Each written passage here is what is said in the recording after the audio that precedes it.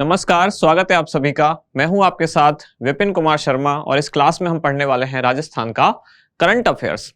पिछली दो क्लास हमारी समाप्त हुई जिनमें हमने पढ़ा था योजनाएं, कार्यक्रम, नीतियां एवं अभियान, और उन दो क्लास में वो चैप्टर भी समाप्त हो चुका है। और जैसा कि मैंने कल आपको कहा था, अब हम योजनाएं वाली चीजें या योजनाओं वाले क्वेश्चन डिस्कस नहीं कर रहे हैं, क्योंकि इसके लिए हमने फ्लैगशिप योजना वाली एक अलग से बहुत लंबी मैराथन क्लास ली है। आज हम क्या पढ़ने वाले हैं, इसमें जो सेकंड चैप्टर है यानी कि रिपोर्ट, मुद्दे, घटनाएं एवं चर्चित स्थल। तो शुरुआत करते हैं आज की क्लास का। देखते हैं पहला क्वेश्चन क्या है। प्लास्टिक मिश्रित सड़कें बनाने में राजस्थान देश भर में कौन से स्थान पर है। आज की पूरी क्लास में सीधे सीधे वन लाइनर क्वेश्चन है। या तो राजस्थान की रैंक पूछी गई है, क्योंकि कुछ रिपोर्ट अगर कोई आई है उसमें राजस्थान का कौन सा स्थान रहा है, कोई खास स्थान जो चर्चा में रहा है, या कोई मुद्दा, इस तरह की चीजें आज रहने वाली हैं। तो प्लास्टिक मिश्रित सड़कें बनाने में राजस्थान देश भर में कौन से स्थान पर है, तो इसमें राजस्थान देश भर में है चौथे स्थान पर। पहले पर कौन है? पहले पर है कर्नाटक, दूसरे पर उत्तर प्रदेश, तीसरे पर आंध्र प्रदेश और चौथे पर राजस्थान। ये अवधारणा क्या है वैसे? प्लास्टिक मिश्रित सड़कें क्या है, ये क्या होती है? तो जो वेस्ट प्लास्टिक होता है, यानी कि जो हम प्रदूषण वाला जो प्लास्टिक है, जैसे कि खाली बोतल, थैलियां, पॉलीथीन वगैरह, ये सारी चीजें, उनको एक तरह से रिसाइकिल करके और जो सड़क बनाते हैं जिसमें कि डामर वगैरह यूज होता है, उसी में उस प्लास्टिक को मिक्स करके सड़कें बनाई जा रही हैं। ये एक तरह की नई टेक्नोलॉजी है जिसमें जो वेस्ट प्लास्टिक है उसका यूज भी हो जाता है और सड़क में भी वो उसकी लागत में कमी आती है, साथ ही वो ज़्यादा ड्यूरेबल होता है। जैसे कि आप जानते हैं डामर जो है पानी से वो खराब हो जाता है, लेकिन जब प्लास्टिक उसमें मिक्स होता है तो वो इतनी जल्दी सड़कें खराब नहीं होती हैं। तो इस तरह की कुल सड़कें अभी तक राजस्थान में लगभग 194.2 किलोमीटर लंबाई की सड़कें प्लास्टिक मिश्रित सड़कें बन चुकी हैं। ये आंकड़ा किसके द्वारा जारी किया गया? तो भारत सरकार का केंद्रीय सड़क परिवहन मंत्रालय जो है उसके द्वारा ये जानकारी दी गई है। तो क्या है राजस्थान की रैंक प्लास्टिक मिश्रित सड़कें बनाने में? चौथी। बढ़े आगे अगले क्वेश्चन की तरफ। केंद्र सरकार और institute for competitiveness and social program imperative द्वारा जारी किया गया एक सूचकांक जिसका नाम है सामाजिक प्रगति सूचकांक, यानी कि सोशल प्रोग्रेसिवनेस इंडेक्स 2022 में हेल्थ एंड वेलनेस के मामले में राजस्थान देश भर में कौन से स्थान पर रहा। तो सीधा इतना भी पूछा जा सकता है कि हेल्थ एंड वेलनेस सेंटर के मामले में राजस्थान देश भर में कौन से स्थान पर है। ऐसे भी पूछा जा सकता है कि ये सूचकांक जारी किसने किया। तो जिसने जारी किया उसका नाम यहाँ लिखा हुआ है, institute for competitiveness and social program imperative. अब आपसे पूछा है हेल्थ एंड वेलनेस में राजस्थान का कौन सा स्थान रहा। तो इससे एक और बात पता चलती है, जहां हेल्थ एंड वेलनेस एक पैरामीटर है तो इसका मतलब इसमें कुछ और भी पैरामीटर रहे होंगे। तो इसमें कुल कितने पैरामीटर थे? कुल पैरामीटर थे इस इंडेक्स के 89, यानी कि 89। कुल 89 इसमें पैरामीटर थे। उन पैरामीटर में से एक पैरामीटर था हेल्थ एंड वेलनेस, और हेल्थ और वेलनेस में राजस्थान रहा पूरे देश में पहले नंबर पर। और इसमें राजस्थान का स्कोर क्या रहा? हेल्थ एंड वेलनेस में स्कोर क्या था? 73.74 हेल्थ एंड वेलनेस में स्कोर था। और ओवरऑल राजस्थान का क्या स्कोर रहा? यानी कि सारे के सारे 89 पैरामीटर अगर मिला दिए जाएं तब राजस्थान का ओवरऑल स्कोर कितना था? वो था 50.69। ये ओवरऑल स्कोर था। हेल्थ एंड वेलनेस जिसमें राजस्थान पहले नंबर पर रहा उसमें 73.74 ये स्कोर था। और ये जो सूचकांक है किससे संबंधित है कि सामाजिक प्रगति कितनी हुई, उसी का ही एक पैरामीटर था हेल्थ एंड वेलनेस। वैसे भी जब हम चिरंजीवी स्वास्थ्य योजना वगैरह या राज्य सरकार के जो फ्लैगशिप कार्यक्रम है, उनमें से 6 योजनाएं ऐसी हैं जो फ्लैगशिप कार्यक्रम का हिस्सा है। और बार बार हर दिन हम ये देख ही रहे हैं कि सरकार का सबसे ज्यादा फोकस किस क्षेत्र पर है, तो चिकित्सा एवं स्वास्थ्य। तो राजस्थान चिकित्सा एवं स्वास्थ्य में यानी हेल्थ एंड वेलनेस में पूरे देश में पहले नंबर पर है। राजस्थान में लगभग 90% जो परिवार हैं उनको कोई ना कोई स्वास्थ्य बीमा कवर प्राप्त है। तो इस आधार पर भी राजस्थान पहले नंबर पर है पूरे देश में, यानी कि सर्वाधिक लोगों को स्वास्थ्य बीमा कवर देने की भी बात करें तब भी राजस्थान ने पूरे देश में सबसे ज्यादा दिया है। कितने लोगों को? लगभग 90% लोगों को। जबकि पूरे देश में यह आंकड़ा कितना है?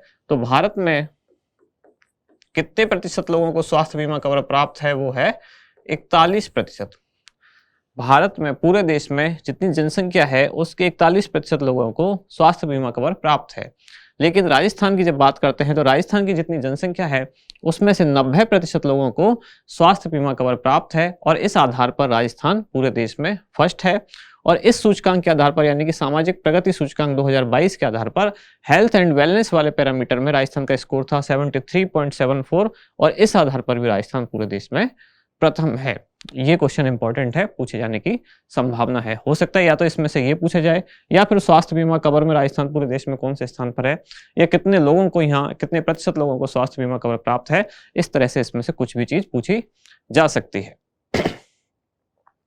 अगला क्वेश्चन है centre for monitoring Indian economy यानी कि CMIE की नई रिपोर्ट जो कि दिसंबर 2022 में जारी की गई के अनुसार प्रतिशत बेरोजगारी दर के आधार पर राजस्थान देश भर में कौन से स्थान पर है। यानी कि अगर अलग अलग जो स्टेट हैं उनमें देखा जाए कि कितने प्रतिशत लोग बेरोजगार हैं, उस आधार पर राजस्थान की बात करें तो राजस्थान इसमें दूसरे स्थान पर है प्रतिशत बेरोजगारी के आधार पर। यहाँ 28.5% जो लोग हैं वे बेरोजगार हैं और अगर इनकी संख्या बात करी जाए तो ये संख्या कितनी होती है 18 लाख। तो राजस्थान की जनसंख्या में 18 लाख लोग बेरोजगार हैं और आपको जानकर बहुत खुशी होगी कि आप इन्हीं सौभाग्यशाली लोगों में आते हैं। 18 लाख लोग राजस्थान में बेरोजगार हैं जो कि कुल जनसंख्या का कितना 28.5% है।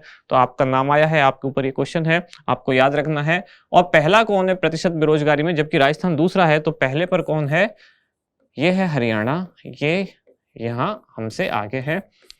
हरियाणा में प्रतिशत बेरोजगारी कितनी है? तो यहाँ है 37.4%।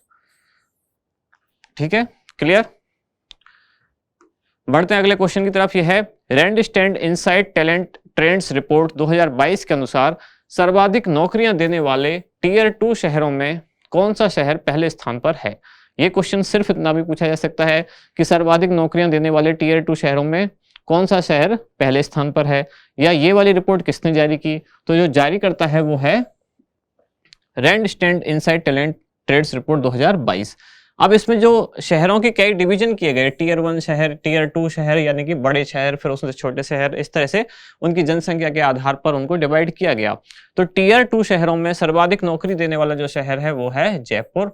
जयपुर रहा इसमें पहले पर, और दूसरे पर कौन रहा? बड़ोदरा। तीसरे पर रहा गोवा। किन में? टीयर 2 में। यानी कि ये जो तीनों आंकड़े हैं वो किन के लिए हैं? टीयर 2 शहरों के लिए। जबकि बेंगलोर जो पहले पर रहा वो किस में रहा? टीयर 1। टीयर 1 शहरों में पहला।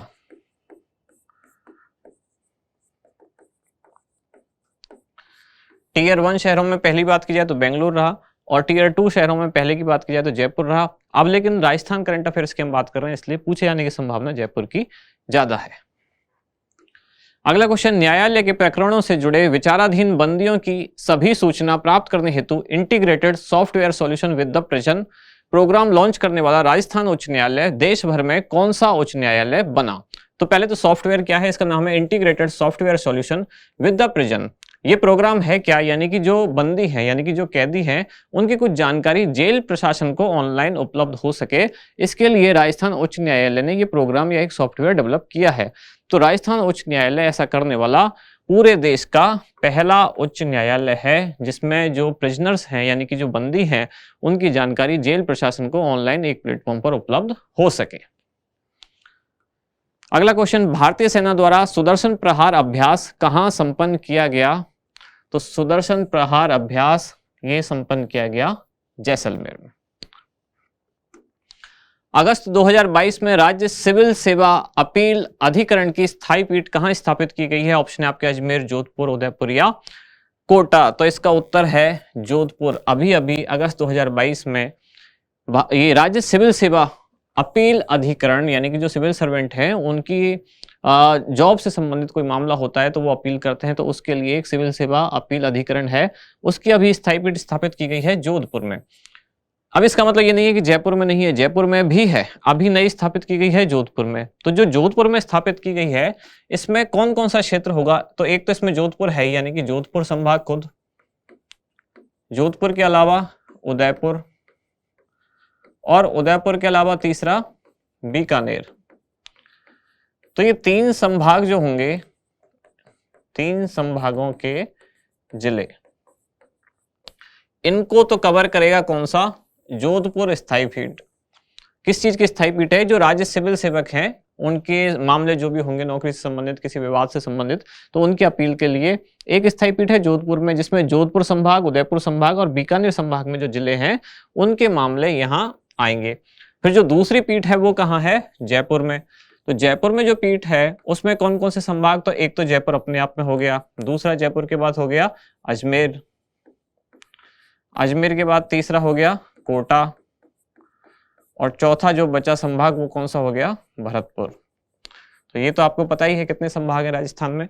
इनमें से जोधपुर, उदयपुर और बीकानेर 3 संभागों के जो जिले हैं उनसे संबंधित जो मामले होंगे वो जोधपुर स्थायी पीठ में, और जयपुर पीठ में कौन से? जयपुर, अजमेर, कोटा और भरतपुर। जब मैं पीठ की बात कर रहा हूं तो ये हाई कोर्ट वाली बात नहीं हो रही है, ये बात हो रही है राज्य सिविल सेवा अपील अधिकरण, जो इनसे संबंधित मामले होंगे, यानी कि सिविल सर्वेंट जो होंगे उनकी सेवा से संबंधित जो मामले होंगे। प्रदेश का कौन सा नगर निगम बॉन्ड जारी करने वाला पहला नगर निगम बनेगा? जयपुर, कोटा, जोधपुर या भरतपुर। यानी कि इनमें से एक नगर निगम ऐसा है जिसने बॉम्बे स्टॉक एक्सचेंज यानी कि BSE में अपने बॉन्ड जारी करने वाला है, और सेबी की परमिशन का इंतजार है। तो जैसे ही सेबी इसको अप्रूव कर देगा, security and exchange board of India SEBI द्वारा परमिशन मिलते ही BSE में इसके जो बॉन्ड हैं वो लिस्टेड हो जाएंगे। इसके लिए न्यूनतम निवेश रखा गया है कितना? 2 से 5 करोड़ रुपए। पर ये सभी के लिए नहीं होंगे बॉन्ड, जो बड़ी कंपनियां हैं वही केवल इनमें निवेश कर सकती है। और इसके लिए एक मर्चेंट बैंकर रखा गया है। मर्चेंट बैंकर का नाम क्या है? ये कंपनी है दिल्ली की AK। अब AK मतलब अरविंद केजरीवाल नहीं है, आप ध्यान रख सकते हैं, ये दिल्ली की कंपनी है। AK फाइनेंस या AK मर्चेंट बैंकर कुछ है, इसके नाम से है। और ये कौन सा नगर निगम है? ये है भरतपुर नगर निगम, जिसने पहली बार ऐसा बॉन्ड जारी किया है। स्क्रीनशॉट लेना चाहें तो आप ले सकते हैं। इसका पूरा नाम है AK capital. AK capital company का नाम है, दिल्ली की एक कंपनी है। मर्चेंट बैंकर ये इसका है, यानी कि किसका? जो बॉन्ड जारी कर रहा है। कौन सा नगर निगम? भरतपुर नगर निगम। क्लियर?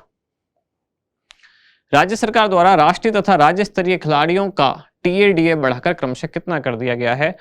1000 और 500, 500 और 300, 1000 और 600 या 1500 और 100 नहीं, ये है 1000।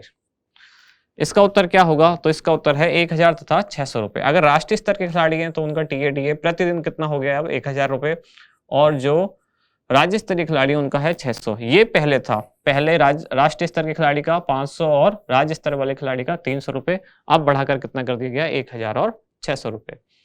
निम्नलिखित में से कौन से स्थान पर पर्यटकों हेतु हाल ही में हेलीकॉप्टर जॉयराइड सेवा शुरू की गई है? जैसलमेर, अजमेर, उदयपुर या जयपुर। तो ये लाइन तो हमने सुजस में भी पढ़ी थी। कौन से में? तो जैसलमेर में शुरू की गई है। जैसलमेर में भी सम जो तहसील है, सम ढाणी, वहां ये शुरू की गई है। कौन सी कंपनी इसमें सहयोगी है? तो A1 कंपनी इसमें सहयोगी है, जो हेलीकॉप्टर प्रदान करेगी। साथ ही राजस्थान का जो पर्यटन विभाग है वो इसमें जुड़ा हुआ है।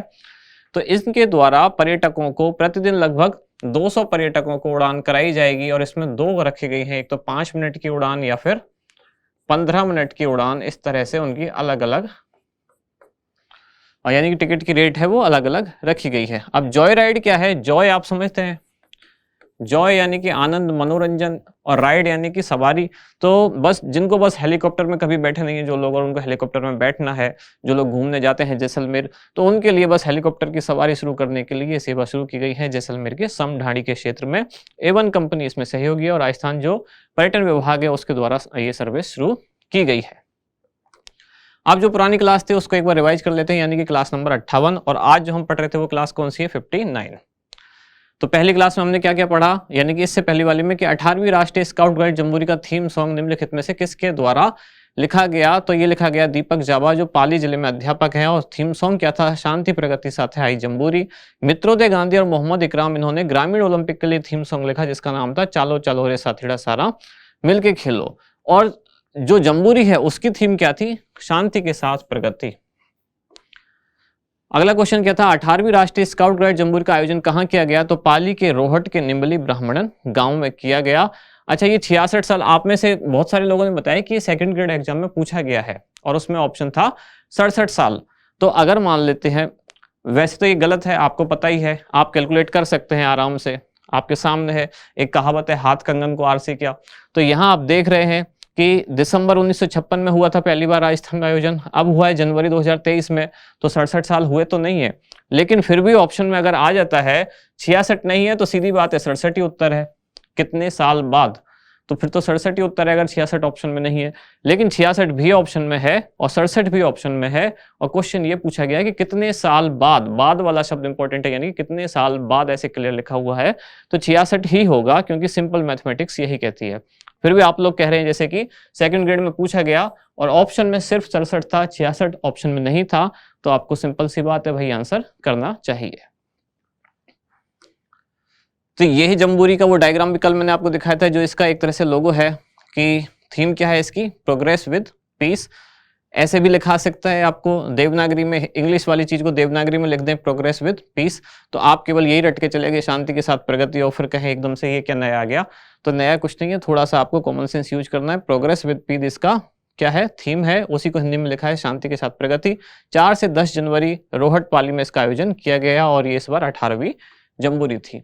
अगला क्वेश्चन था, मिशन पालनहार का संचालन किस जिले में किया जा रहा है, तो ये डूंगरपुर जिले में किया जा रहा है, जिसका उद्देश्य क्या है, पालनहार योजना से जो वंचित लोग हैं उनको पालनहार योजना का लाभ दिया जा सके।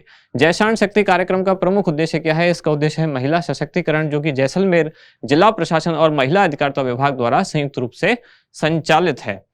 ऑपरेशन हंटर का संबंध निम्नलिखित में से किस कार्यक्रम से है, तो गैंगस्टरों की धरपकड़ के लिए राजस्थान पुलिस द्वारा चलाया गया अभियान है, अभी इसको बीकानेर संभाग में भी शुरू किया गया है। गणतंत्र दिवस समारोह के अवसर पर आयोजित की जा रही नृत्य प्रतियोगिता में वंदे भारत नृत्य उत्सव 2023 में राजस्थान से किसका चयन किया गया, इसमें चयन किया गया स्वाति अग्रवाल और उनके समूह का, और ये किस कैटेगरी में, शास्त्रीय नृत्य की कैटेगरी में आयोजन कराया गया, किसके द्वारा, संस्कृति और रक्षा मंत्रालय द्वारा। स्टार्टअप्स के मामले में राजस्थान देश भर में कौन से स्थान पर है, तो राजस्थान इसमें चौथे स्थान पर है। डेल्फिक मूवमेंट के 28वें स्थापना दिवस पर आयोजित रंगीला राजस्थान कार्यक्रम का आयोजन कहां किया गया, तो इसका आयोजन किया गया जयपुर के भारतीय शिल्प संस्थान में। कृषि क्षेत्र में सोलर पंपों की स्थापना में राजस्थान को देश भर में कौन सा स्थान प्राप्त है, तो राजस्थान को इसमें पहला स्थान प्राप्त है। 2021-22 के आंकड़े तक राजस्थान में कुल 17,782 सोलर पंप कृषि क्षेत्र में स्थापित किए जा चुके हैं। आखिरी प्रश्न है, वर्ष 2021-22 में राजस्थान का जन्म के समय लिंगानुपात कितना हो गया, तो ये हो गया है 947। 929 था 2015-16 में, और ये 943 ये भारत का है कब, जब भारत की जनगणना किसके हिसाब से, 2011 के अनुसार। तो अब राजस्थान का कितना हो गया है 2021-22 के अनुसार, तो वो है 947।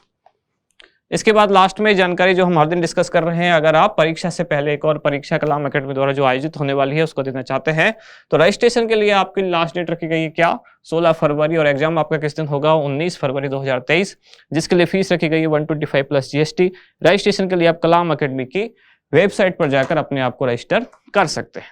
तो यहाँ समाप्त होती है आज की क्लास, आप मिलते हैं कल अगली क्लास में, धन्यवाद।